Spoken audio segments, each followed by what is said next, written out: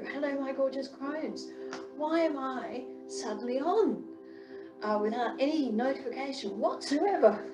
But I think that this will probably be something that I will do each dark moon month.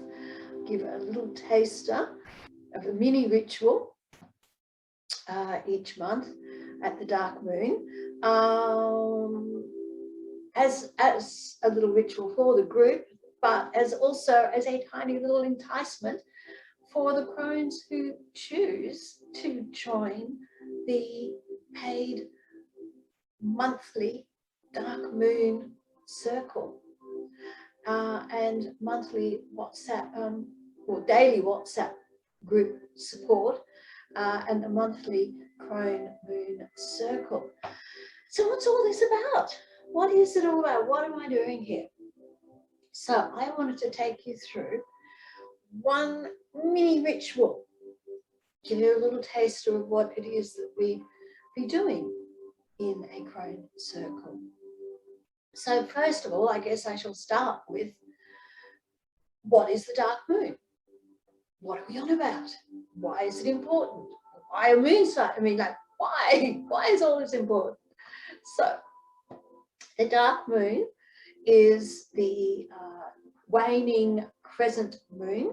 We're in the waning crescent moon peak of it this evening, and that is the dark moon, and that is the evening before the new moon. So our dark moon circle, the dark moon ritual this evening is for the ending, the wrapping up of the Leo cycle that we've just been through. And tomorrow night is the new moon in Virgo.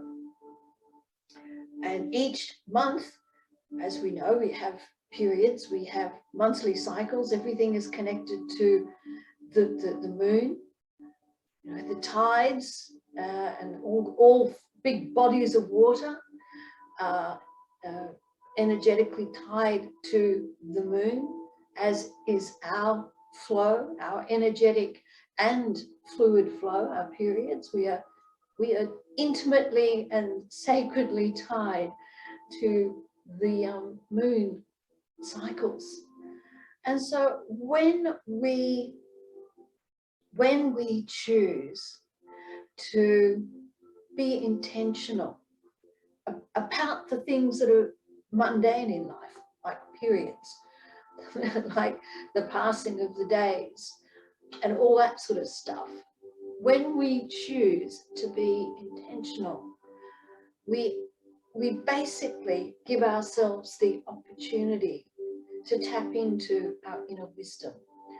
And I was thinking this morning in the shower, because all the best thinking happens in the shower or at the kitchen sink washing up for me. What I was thinking is, well, what defines a ritual?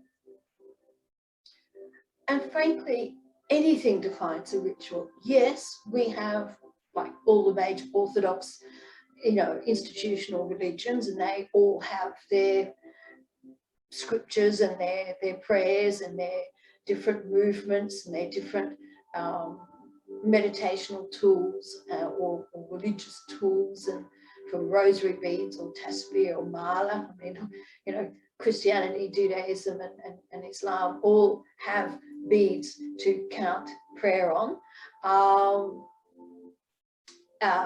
Everyone does candles, you know, lighting of candles, illuminating the darkness, and there's all sorts of different, you know, tools to use that enable us to set the scene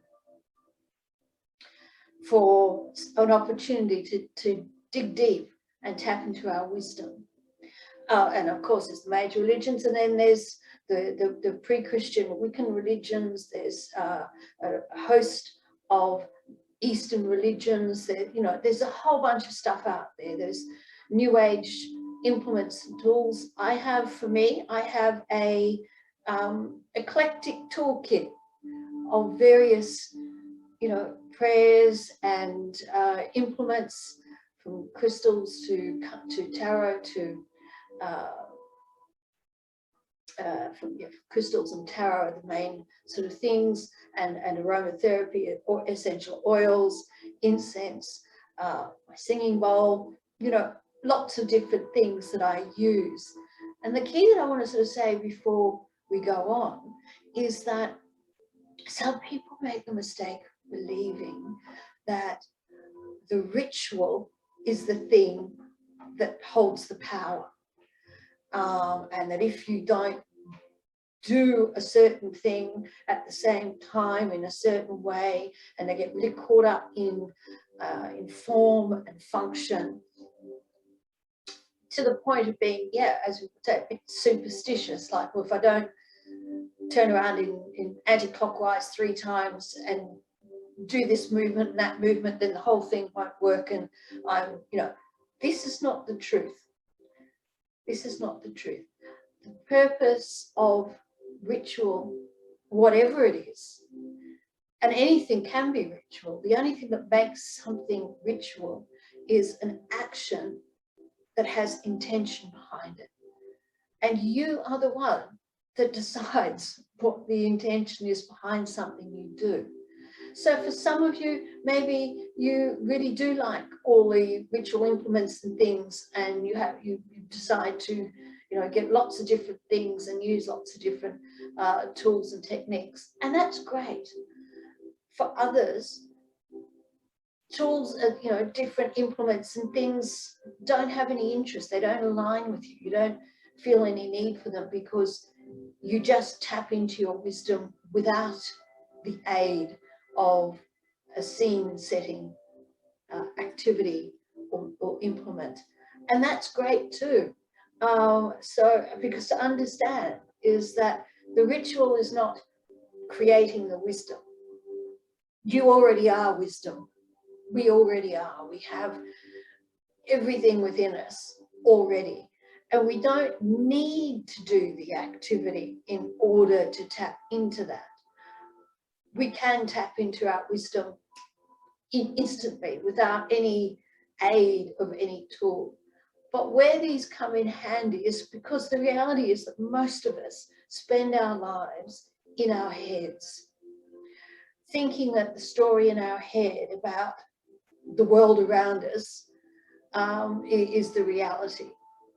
And we are so busy in our heads, and we don't slow down enough in our activities to realize that we have inner wisdom and we have that quiet space.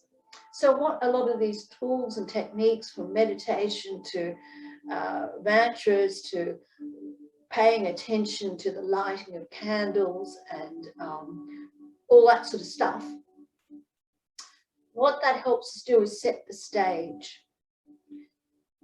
It creates the environment in which helps us, guides us into slowing down and listening in to what is already there, our inner wisdom.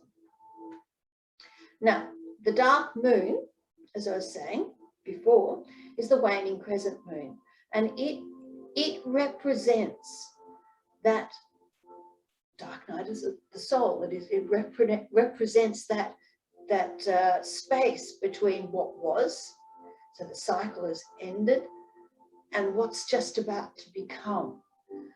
And that tension of emptiness, often we get a little bit restless in that stage. Often when we're in that space of uncertainty, something has ended but the other thing hasn't started, we're very uncomfortable with that most of the time. We try and rush through that to get to the next step.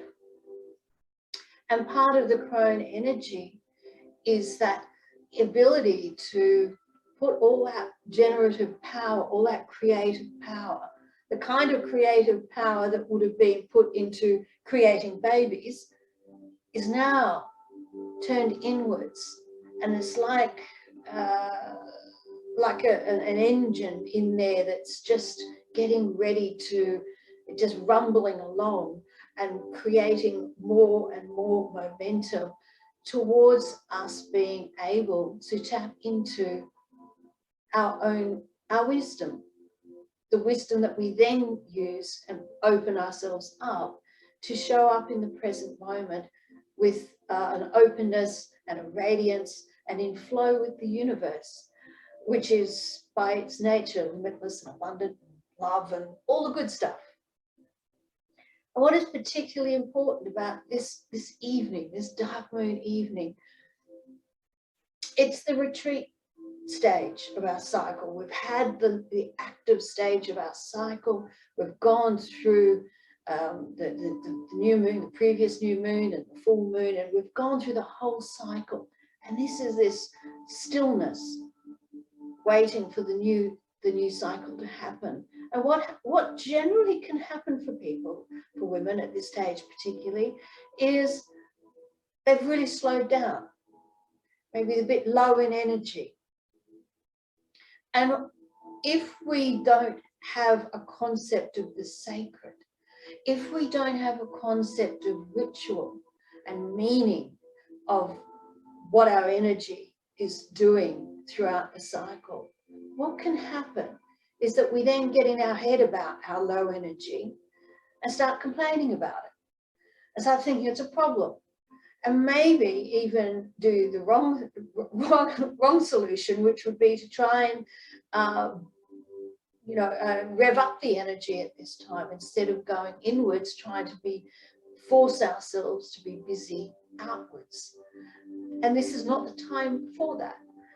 This evening is not the time for the new moon manifesting thinking. Tonight is the night where you are taking one last look at the cycle that we've had and releasing the limiting beliefs, the stuck energy, the clogging up that we've had, any of the shadow stuff, any of the doubts, any of the fears, any of the anxieties, any of the stuff that we've been holding on that kind of got in the road of us maybe achieving the level of our desires that we wanted, that we set forth in the previous new moon cycle. And so it's all clearing that out. It's pulling out those weeds and clearing that out, watering the soil and getting it ready for our new moon ritual, which will be tomorrow night, which is all about setting intentions for the new cycle. And so, with that in mind, the reason that a Crone circle comes into its power and its importance at this time is that it's creating the intentional space for us to gather. So instead of sitting around complaining about feeling tired and wondering, what's wrong, or using this evening to watching, binging out on Netflix or something, or just generally not being intentional about this last evening of this cycle. Instead, it's joining together with women with open hearts and ready to share and hold space for each other as we investigate what it is that we need to let go of, and silently hold space and bring energy into that moment, into that circle, into our gathering, so that we are released into the next cycle, recharged and ready to go.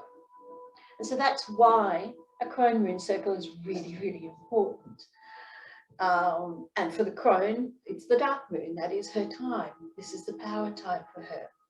So, on that note, what I want to do is I've got a little candle guide. I've got some black candles coming. I ordered a bunch of wonderful black candles last night, so I've got black candles coming. I've got some dark moon, I don't want to say potpourri, but a mixture of woods and barks that are relevant to the energy of this time. I've got that coming through from Etsy as well. And what else? I've got a new tarot deck coming. I can't wait. So I've got lots of wonderful things coming, and I can't wait. So I've got some Palo Santo here. What we do with the Palo Santo, or any incense really, and again, it's not about what you're using as much as what your intention is with what you're using. So frankly, you could be using a spray bottle of water, but if your intention is clear as you're doing it, then that's absolutely fine. But as it happens, I've got some Palo Santo, which is like a smudging. And so what I do with that is I'm thinking as I'm doing it, but I'm cleansing my space. I'm cleansing in front of me. I'm at a distance from this camera. This is the way I set it up, but I can't reach it easily to tilt the lid over so you can see what's in front of me. But I've got a little tray, a little round table, a little tray in front of me. I've got a little tea light candle. I'm just cleansing around myself. And as I'm doing this, I'm imagining and reciting to myself that I'm purifying and removing any negative energy around me and in me, and getting ready for this space. If we were a circle, what we'd be doing is we would each be imagining first coming into the circle, and we would be visualizing that we are connected with cords of light, and that the whole circle is being cleansed. But I'm doing this more as a solo ritual, and it's something you can do for yourself. Some of the crystals I've got around me, I love this. This one here is rose quartz. I'm just holding on to that. Rose quartz is all about love and about the energetics of love. And again, it's like, yes, there are mechanics about the crystalline properties and all that jazz, and you can go into that and all that, and that's great. Or you can choose to use these implements symbolically and as reminders to you. And so rose quartz is associated with love. And what is really important about releasing anything in our lives is many of us make the mistake of releasing what we don't want with anger and resentment, and like, it's not fair and I'm getting rid of it, and the energy around it is one of aversion and avoidance, and we hate this, so we're pushing this thing away that we don't want, and it's coming from a position of we've been caused harm in some way or inconvenienced in some way, and we're pushing this thing we don't want away. And as you can tell from that, the energy around that is not this low vibe. It's not positive at all in any way. It's not loving. When we let go of the mistakes we've made, and when we let go of the mistakes others have made, but when we do it with love, when we do it with compassion and mercy for self and others, that's when we are able to fully cut the cord attaching us to whatever that event was, whatever that thing that person said, whatever has happened, whatever it is that we did that we weren't so proud of. In life, everything needs to be approached from love. The universe is love. Our spirit is love.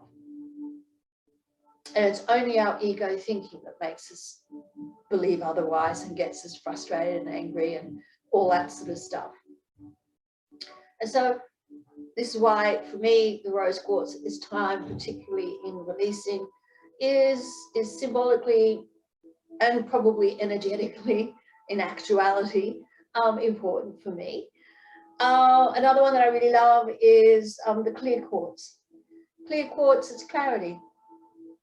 It's clarity. So again, it helps you to focus in as you are releasing whatever it is that you feel needs to be released. What you're being guided towards is clearing the thinking, clearing the brain, the story in the head of the distracting, foggy thinking, so that you are able to clearly tap into your inner wisdom in that moment. And this is something that we are needing, it's called upon us throughout our waking life, our daily life. And the thing is, with the ebb and flow of our thinking and feeling, that is natural. We don't have to control that. It's just what it is. It flows in and flows out. And our wisdom is always there. It's a clear current of consciousness. It's always there. And we don't have to do anything in particular to make it so that we are in our wisdom. It's just awareness. And so again, any things like meditating for however that looks for you, or any of these kinds of meditative focused activities, rituals and things, what they're aimed at doing is helping you find that space, shut down the thinking for a little bit, so that you actually get more frequent moments where you can recognize and realize that inner wisdom that's already there. And the more frequent you do that, then what happens is you are able to tap into it more and more readily, without the aid of any particular tool or activity. So I have these on board with me. I either hold them for a bit while I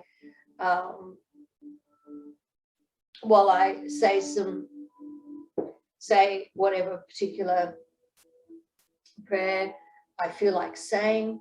And for me, it's just whatever I feel like saying, but there are out there lots of different formal, incantations and things. But again, you don't have to be formal about it. It's you, it's your wisdom, it's your higher self talking to you. You're tapping into that. It's what's leading the show here. And so there's some of the things that are there. As far as what I've got on hand, as far as my essential oils, one of the many essential oils associated with this time apparently is juniper. And I've got some juniper berry. And see, the whole beautiful thing with oils is all these things just bring you, again, it's all intentionality. So when you're using an oil, or you're using a crystal or a candle or whatever it is in your practice, it's just that it's to direct your attention and to symbolize what it is that you're aiming for. So for me, I've got some juniper on my finger, third eye, crown chakra, throat chakra. You can't see below here, but I've got the sacral and down to the root. Just smelling it. Oh, how lovely. And so that just helps to set your space, set your energetic, set the environment, some of the little things there that might be helpful for you. And I'm not going to do it now because where I'm set up is underneath my what you call smoke alarm. So I'm not going to attempt it now, but one of the rituals that you can do, one of the implements, things that you can do in the releasing is when you've set your space up, and you've centered yourself, done some deep breathing, you've brought yourself deeply into a state of quietness. You look within, and then ask yourself, ask your higher self, what are the things that you need to release? Now, for some people, the suggestion is to grab a sheet of paper, and write the things down that you want to release, and then fold that paper 3 times away from you. You're taking this away from you.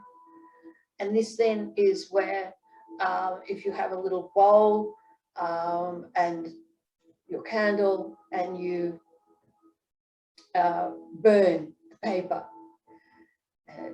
or pop the paper into the bowl and light it up and watch it burn.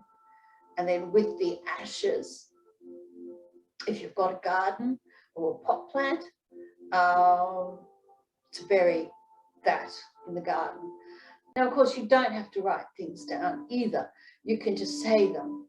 You can say out loud to yourself the things that you want to release. You can speak them into the flame of your candle, and then as the candle and the incense and all that go down, and the smoke of it dissipates as they go out, you can intentionally see that that's when they're going out. The things that you've released, the things that you've asked to be from your psyche and your higher self to be let go of, snuff out along with the candle and the incense. See, all these sorts of things. There's so many different ways that you can approach ritual, and it does not have to be, totally formal. You can tell from me that I'm not formally trained. I do not have, decades and decades of arcane study behind me. I may do one day. I have, in fact, I do have decades of arcane study in Buddhism and in Islam and Sufism, but a little smattering of the New Agey stuff. But I haven't spent the same time particularly or specifically, say, for instance, in the Wiccan or shamanism, though I'm looking at it. But you don't have to be formal about it. You don't have to be that strict at all. It's intention at the end of the day, your intention and your higher self that's important. So start with anchoring. So taking full responsibility for my well-being, even though I feel this emotional pain, I choose to love and respect myself. Even though I feel this emotional pain, I choose to love and honor myself. And even though I feel this emotional pain, there are things inside of me that don't feel good. And I see people outside of me who apparently don't feel good. And even though I felt this emotional pain, I choose to deeply and completely love, honor, and accept myself and all other people in my life who have taught me to feel this pain. They thought they had to. So they taught me to do the same. All this emotional pain, all this emotional pain, all this emotional pain, I choose to let it go. And part of me resists that. The reason I feel emotional pain is because part of me believes that I must. Part of me believes that I should. As much as I'd like to feel good, part of me says that I can't. Not with what has happened. Not with what is going on. Under these circumstances, I'm supposed to feel emotional pain.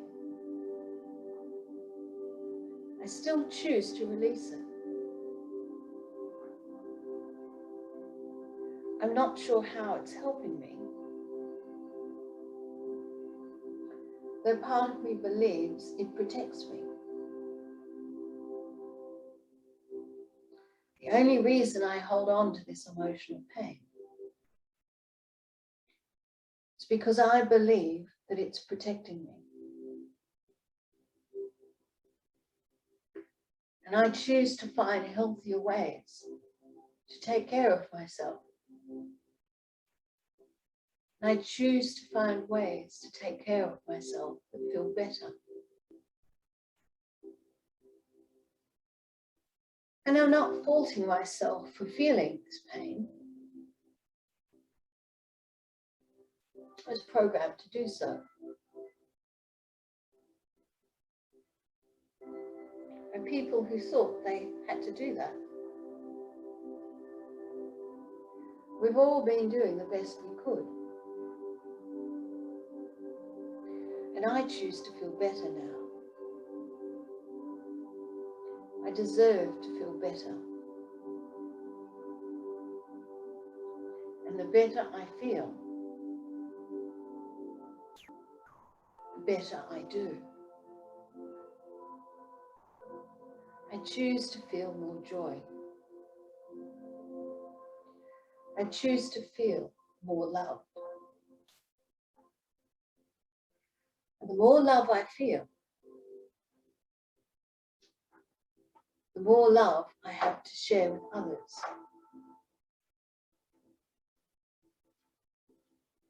And they could use it. If I can use it to help them clear their emotional pain, I choose to clear the emotional pain, this emotional pain, which often leads to physical pain. I choose to nip that in the bud. Clearing this emotional pain, clearing it at a cellular level, clearing it all the way back through my past, back through all those times in my life where I got the message that I should feel pain.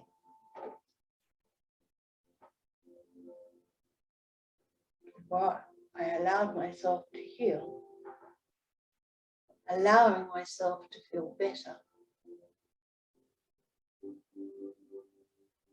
If there's actions that I need to take, I can take it without feeling pain. So I'm clearing the roots of this pain. I am now releasing all the sadness and trauma in all of the roots of the deepest cause of this pain. And I'm now releasing all the anger and resentment in all the roots and the deepest causes of this emotional pain. And now I'm releasing all the fear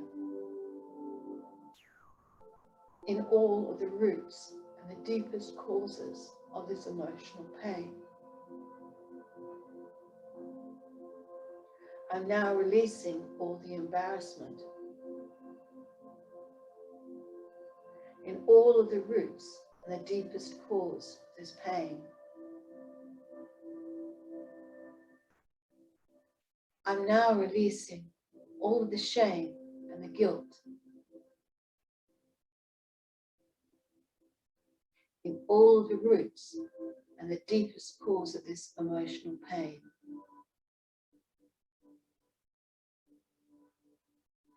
I'm now releasing any remaining fear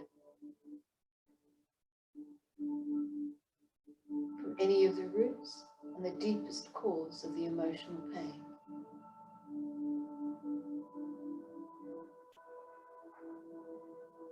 I'm now releasing all of the low vibe self-esteem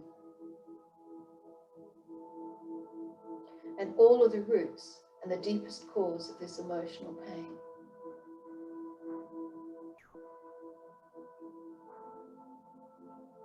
I'm now releasing all of the loneliness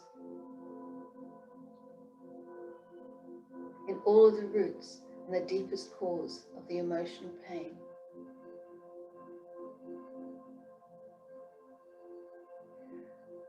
Releasing this emotional pain from myself and from the collective as a whole. Everything is energy, and we are all connected. So I'm healing the planet,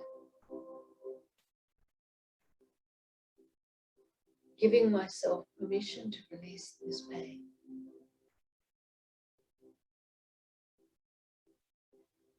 Helping others to release it too, so that I can allow myself to feel more joy and love. So that others might experience more joy and love.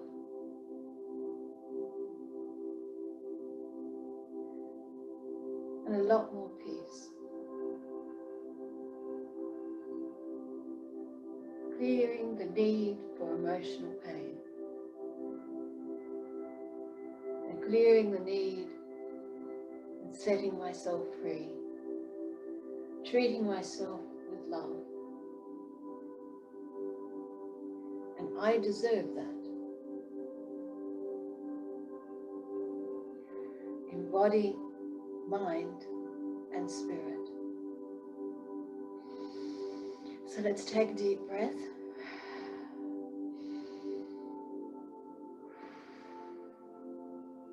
Release that. Now, after any of these rituals like this, grab yourself some water. Definitely rehydrate. So that there was a taste of tapping. That was tapping to release emotional pain, which I think is absolutely fitting for the dark moon releasing. And so to wrap things up, to close your ritual, generally it's just really helpful, particularly like after that, is to see it in your mind's eye. See it through your body, that everything energetically, everything that is foggy, everything that is obscuring you from seeing your wisdom, that it's all just evaporating like puff of smoke. It's flowing out of you and it's evaporating. And the energy around you is clear and light. Now, generally speaking, if you're doing these rituals sort of while you're still going to be floating around, then generally let the candle burn itself out. But if you need to rush off, then don't leave candles unattended. So then intentionally, as I was saying before, intentionally with seeing the candle snuffed out.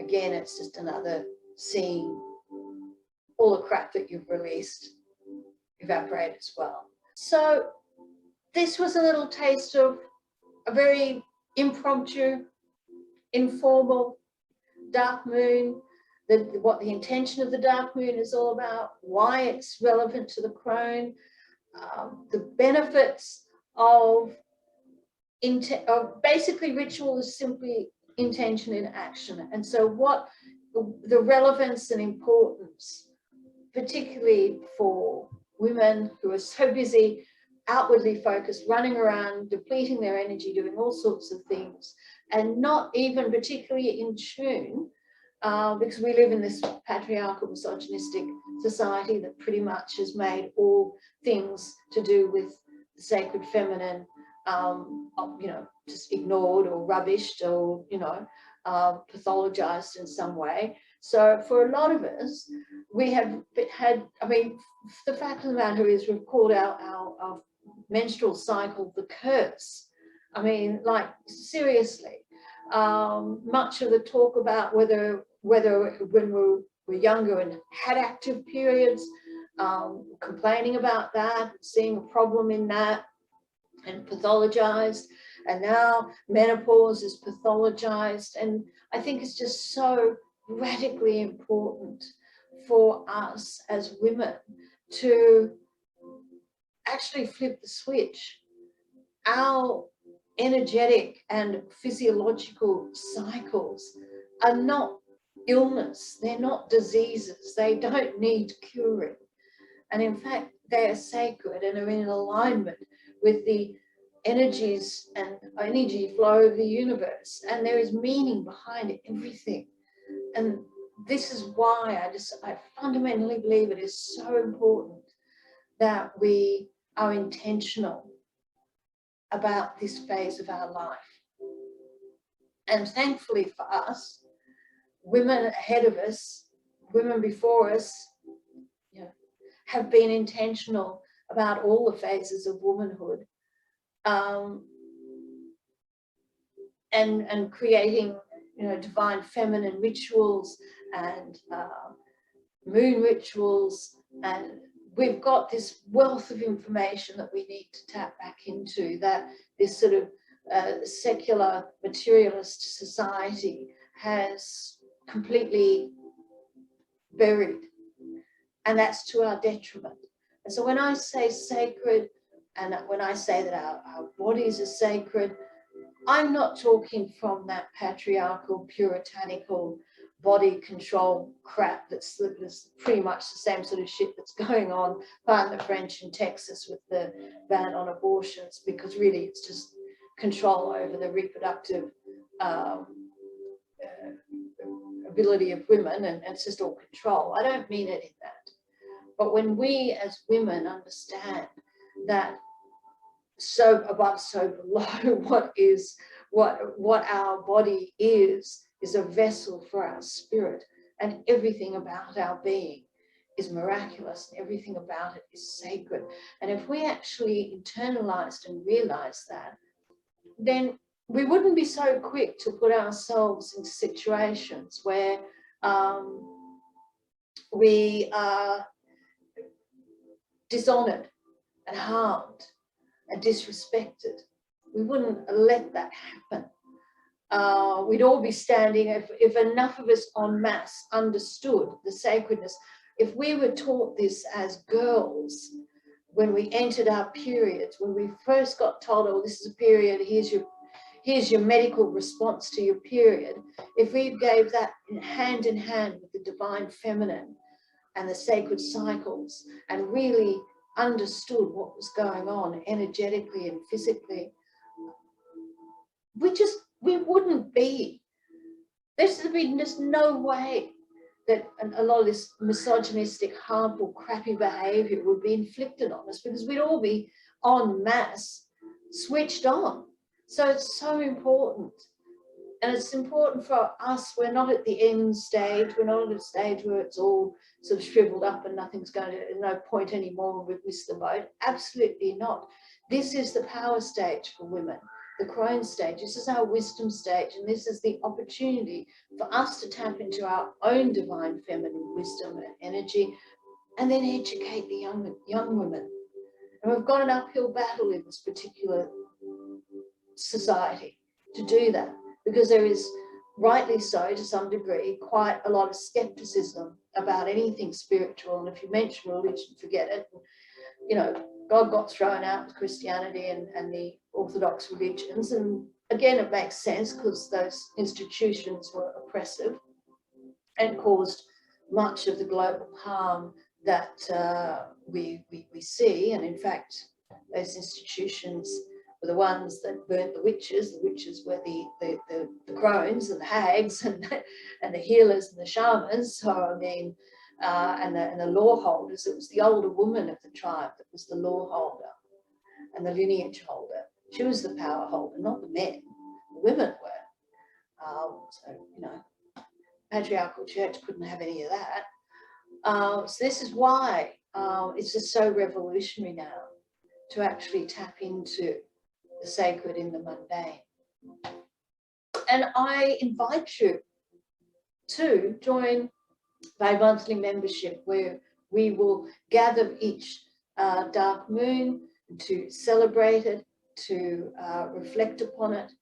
And then during the rest of the month, you'll have a dedicated private WhatsApp group where we can support each other and inspire each other throughout the month. And I will put the link to the Dark Moon Crone Circle membership. I'll put the link to it. It's a link to a 𝕂𝕠𝕟𝕝 landing page. You've got lots of lovely information on it. When you click one of the multiple buttons there, it'll take you to PayPal. The first month is free, so you'll get taken to PayPal to sign up for the subscription. Your first month is free, and every month after that is $33 US a month. So sign up. Thank you so much for joining me. For those of you who are watching this in replay, I hope you enjoy it. Do give me feedback. Blessings to you. Thanking all the spirit beings that have joined us. So thank you, and thank you to you. And I look forward to having as many of you as possible as part of the monthly Crone Circle.